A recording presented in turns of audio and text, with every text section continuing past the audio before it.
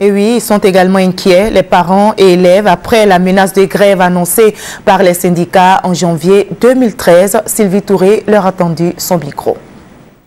Dans les rues d'Abidjan, la grève annoncée le 14 janvier prochain dans les écoles, lycées et collèges inquiète les parents d'élèves. On ne peut pas demander à quelqu'un de ne pas faire une grève, mais une grève qui va détruire et saper toute l'éducation qu'on porte à ses enfants, je ne crois pas que ce soit une bonne chose. Aujourd'hui, on paye les diplômes. Voici des choses contre lesquelles il faut se battre.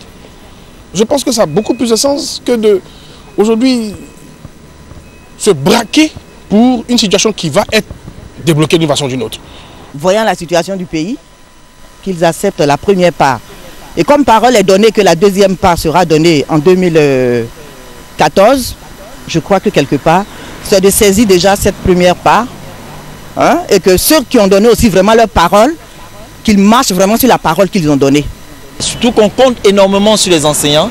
Quand on sait que ces 2 dernières décennies, l'enseignement a été vraiment boycotté. Et si jamais ils restent dans leur position, on aura l'impression qu'ils sont en train, dans une posture qu'ils sont en train de boycotter un mouvement qui est en train de prendre, quand on sait que en 2013, ce qui va se produire en Côte d'Ivoire, vu la progression de ce gouvernement, sera quelque chose de formidable.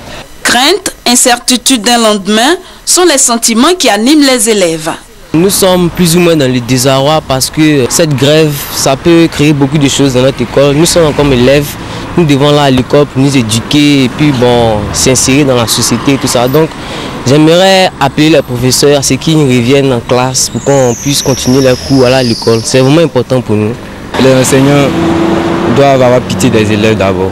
Parce qu'eux aussi ils ont des enfants qui vont à l'école et que si tout le monde veut faire la grève, les enfants aussi ne vont pas pouvoir avancer. Que l'État aussi doit faire un effort pour pouvoir augmenter les salaires des enseignants.